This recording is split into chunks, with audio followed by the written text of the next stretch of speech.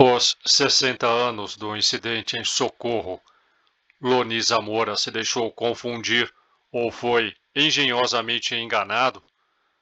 Em 24 de abril de 1964, o policial Loni Zamora estava perseguindo um carro em alta velocidade nos arredores da cidade de Socorro, Novo México, quando foi surpreendido por um estrondo. Segundos depois, ele viu uma grande chama surgir do chão e perfurar o céu acima de um trecho remoto de deserto a sudoeste da rodovia. Temendo que uma barraca de dinamite próxima pudesse ter explodido, Zamora abandonou a perseguição, virou à direita e dirigiu por uma estrada de cascalho esburacada que passava ao lado da cabana. O que ele viu, depois de uma subida difícil, mudaria a sua vida para sempre e se tornaria um dos maiores clássicos da ufologia. O major, depois tenente-coronel mexicano, naturalizado norte-americano Héctor Quintanilha, havia assumido o comando do Blue Book há poucos meses, em agosto de 1963, concomitante à tensão que se sentia em certos meios com o acirramento da Guerra Fria. Um caso particular mobilizou a Força Aérea dos Estados Unidos, que destacou investigadores do seu departamento em Ohio. Entre eles, o astrofísico Joseph Allen Hynek. Se até então Hynek mantivera uma postura cética em relação aos OVNIs, a partir do caso Socorro sua opinião começaria a mudar radicalmente. Hynek não encontrou explicação para o caso e o classificou no Blue Book como não identificado. Era o dia 24 de abril de 1964, uma sexta-feira, na região de Socorro, Novo México. Por volta das 15 para 6 da tarde, o policial Loni Zamora perseguia um carro com excesso de velocidade em direção norte na estrada US 85, quando ouviu de repente um estrondo e viu chamas no céu, a cerca de 1 quilômetro a sudoeste. Lembrou-se então de que existia naquela direção um paiol de dinamite que podia ter ido pelos ares, pelo que abandonou a perseguição e tratou de dirigir-se para lá. A chama que viu no céu era azulada e cor de laranja e ia descendo lentamente. Depois de andar por um caminho pouco frequentado e de sentir considerável dificuldade em tentar guiar o seu carro por uma encosta coberta de cascalho, disse que olhou em volta à procura da cabana de dinamite, mas não se lembrou onde ela ficava. Notou então um objeto brilhante a uns 150 metros ao sul, que pensou ser um carro virado. Viu então duas pessoas vestidas com uma roupa branca que se encontravam muito perto do objeto. Uma das pessoas olhou diretamente para o seu carro e se espantou, pois deu um salto. Nessa altura, aproximou-se de carro até eles, com a intenção de ajudá-los. Zamora desceu com seu carro até a base do barranco, estacionou próximo e seguiu a pé, no que ficou impressionado ao ver que aquilo não era propriamente um carro, e sim um objeto branco em forma de ovo, liso, sem portas nem janelas, com cerca de 4,5 metros de comprimento, pernas de aterrissagem e uma insígnia gravada na fuselagem. A insígnia era uma seta apontada verticalmente para cima de uma base horizontal, envolta por um semicírculo. Os seres vestidos com macacões brancos eram parecidos com anões ou crianças grandes.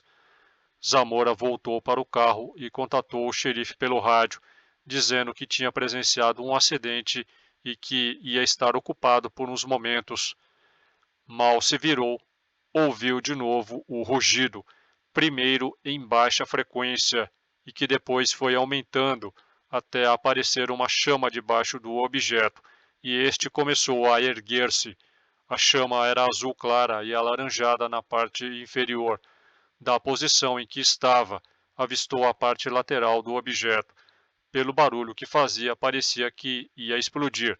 A chama saía do meio do objeto e não soltava fumaça. Havia apenas poeira na zona adjacente. Virou-se e fugiu para longe, ao que tropeçou, e seus óculos caíram no chão. mas continuou a correr. Olhou para trás e viu que o objeto se erguia a uns 6 metros do chão. Escondeu-se e parou quando deixou de ouvir o barulho. Estava assustado e tensionava continuar correndo. Deitou no chão e tapou a cara com os braços. Olhou e viu que o objeto se afastava mantendo a mesma altura e passando rente ao abrigo de dinamite. O objeto deslocava-se rapidamente e finalmente desapareceu por trás dos montes. Já não tinha chama, nem fazia qualquer ruído. O sargento Chaves, da polícia do Novo México, acorreu em resposta ao chamado de Zamora, constatando depressões leves no solo arenoso e o mato queimado. Quando Heineck e sua equipe visitaram o local, alguns dias já tinham transcorrido e os curiosos feito o seu papel. Felizmente, os primeiros investigadores que ali chegaram poucas horas depois do sucedido haviam posto pedras à volta das marcas de aterrissagem, preservando-as. A profundidade das marcas era de apenas 10 centímetros. Análises do solo não revelaram radiações acima do nível normal. O mato queimado não trazia nenhuma substância química que indicasse o tipo de propulsão da nave. A conclusão foi que, abre aspas, não se obteve nenhuma prova de que o objeto fosse extraterrestre, fecha aspas. O major Héctor Quintanilha analisou a possibilidade de o OVNI ser um protótipo do módulo de pouso lunar ou do módulo de excursão lunar em desenvolvimento para o programa lunar Apollo, mas descobriu que nenhum protótipo do módulo lunar estava operacional em abril de 1964. Os céticos atentaram que a insígnia vista por Zamora era muito parecida com o logotipo da International Paper, tradicional empresa norte-americana do ramo de papel e celulose, constituída em 1898 com sede em Memphis, a cidade que ficou famosa por ter sido a casa de Elvis Presley entre 1948 e 1977, no Tennessee. A insígnia é também quase idêntica ao logotipo da Hughes Tool Company, do excêntrico milionário industrial, engenheiro aeronáutico, aviador e produtor de cinema Howard Hughes Jr. Os céticos sugeriram que o OVNI de Zamora nada mais era do que um avião de testes de Hughes. Houve ainda quem propusesse que o OVNI era na verdade um teste com a nave não tripulada ou sonda robótica Surveyor. 7 dessas espaçonaves não tripuladas pousaram na Lua entre maio de 1966 e janeiro de 1968. Os testes do Surveyor foram feitos com um pequeno helicóptero Bell que sustentava a nave lateralmente. O helicóptero e a espaçonave teriam apresentado um perfil bizarro. As pernas inclinadas do Surveyor se encaixam bem na descrição de Zamora e também combinam com o formato das impressões da cápsula de pouso encontradas posteriormente. A espaçonave usou motores Vernier e jatos de altitude para sondar e coletar amostras de solo, o que poderia explicar as chamas que o policial viu e as marcas de queimadura que muitos viram. Zamora descreveu a nave como branca a alumínio, o que certamente combinava com o volume do helicóptero Bell. As missões de teste foram tripuladas por um piloto de helicóptero e um engenheiro da Hughes, 2 pessoas de macacão branco. A maioria das pessoas em socorro e vários dos investigadores pensaram que era provavelmente uma experiência secreta do governo. 3 anos depois que a nave não tripulada Surveyor 3 pousou na Lua, a missão tripulada Apollo 12 pousou nas proximidades. Esta imagem mostra o comandante da missão Pete Conrad recuperando itens da Surveyor 3. O módulo lunar Apollo 12 aparece ao fundo. O famoso avistamento de Zamora não passou de uma pegadinha de faculdade? Uma carta de Linus Pauling, um dos principais químicos do século XX e pioneiro na aplicação da mecânica quântica em química, ganhador de 2 prêmios Nobel, que aliás se interessava muito por OVNIs e fenômenos paranormais, localizada nas coleções especiais da Universidade Estadual de Oregon, onde os documentos de Pauling estão arquivados, fornece uma perspectiva sobre a verdadeira natureza do avistamento de socorro. Em uma carta de 1968 ao Dr. Stirling Colgate, o reitor do Instituto de Tecnologia do Novo México e um astrofísico mundialmente famoso do Laboratório Nacional de Los Alamos, Pauling pergunta sobre o avistamento de socorro. Colgate respondeu a Pauling, enviando de volta a carta de Pauling com uma anotação manuscrita no rodapé. O Dr. Colgate escreveu, abre aspas, tenho uma boa indicação do aluno que arquitetou a fraude. O aluno foi embora. Saúde, Stirling, fecha aspas. O Dr. Frank T. Escorn foi professor de psicologia no Instituto de Tecnologia do Novo México de meados dos anos 70 até o início dos anos 90. Escorn é famoso por ser o inventor do adesivo de nicotina. Declarou ele, abre aspas, como um projeto, uma ex-aluna minha examinou o caso em meados dos anos 80. Usando anuários e redes de contato, ela começou a ligar para ex-alunos que estudaram no Instituto em 1964. Ela, de alguma forma, localizou um dos ex-alunos que se acreditava estar envolvido. Ele não detalhou a farsa ou quis que seu nome fosse divulgado, mas ela descobriu que era uma farsa.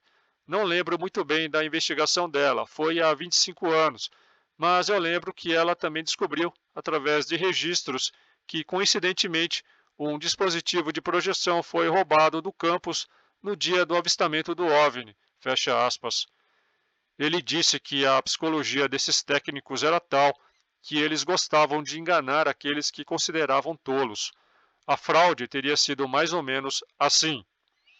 Um grande balão de hélio preso no chão do deserto para parecer estar pousado e então lançado no ar na hora certa. Talvez fosse um balão branco reflexivo ou um balão coberto com papel branco brilhante com suportes de pouso adicionais e uma insígnia vermelha desenhada na lateral. Explosivos rugindo ou uivantes pirotécnicos, modelos de foguetes, sinalizadores ou um dispositivo lança-chamas. Alunos baixos, vestidos com jalecos brancos, agindo como os alienígenas. A escavação de depressões de aterrissagem e a queima de arbustos próximos. O solo ou rocha na área poderia ser salgada com silício ou trinitita do laboratório de geologia da faculdade. E talvez tenha sido intencional que Zamora fosse conduzido até a nave pousada por um carro em alta velocidade. Um dos alunos pode ter engajado Lone propositalmente em uma perseguição de carro para atraí-lo para onde a fraude foi encenada. Zamora relata que ele interrompeu a perseguição para investigar o OVNI, assim como os alunos sabiam que ele faria. O motivo para a fraude é que Zamora tinha a reputação de perseguir os alunos do instituto naquela época. Os alunos e a polícia de socorro não tinham um relacionamento particularmente bom. Zamora estava sempre assediando os alunos sem motivo aparente e em todas as oportunidades. Muitos dos universitários simplesmente não gostavam dele. Que melhor maneira de se vingar de Zamora fazendo-se passar por um idiota? Poucos sabem que o próprio Zamora trabalhou no Instituto de Tecnologia do Novo México como mecânico por 7 anos, antes de se tornar patrulheiro. Ele havia desenvolvido uma visão privilegiada do mundo desses universitários, um mundo que era muito diferente do dele. Quando ele saiu de lá e entrou na polícia da cidade, ele estava em posição de exercer sua influência sobre esses mesmos universitários. Entretanto, há um ponto a favor do caso. É preciso lembrar que naquela manhã de sexta-feira, 24 de abril de 1964, o fazendeiro Gary Wilcox manteria o seu alegado encontro com 2 ufonautas em sua fazenda em Newark Valley, Nova York. Tanto o OVNI como os ufonautas eram bastante semelhantes aos vistos por Zamora algumas horas depois. Wilcox, no entanto, foi mais além, entabulando uma conversa de 2 horas com os seres que se identificaram como sendo de Marte e se mostraram muito interessados em agricultura e particularmente fertilizantes. Você pode saber mais detalhes a respeito do caso do fertilizante aqui no canal. Você pode ler esta matéria completa em meu Patreon. Torne-se meu patrono e tenha acesso a centenas de conteúdos exclusivos. Dê um like, compartilhe, inscreva-se, torne-se membro e me siga nas minhas redes. Valeu e até mais.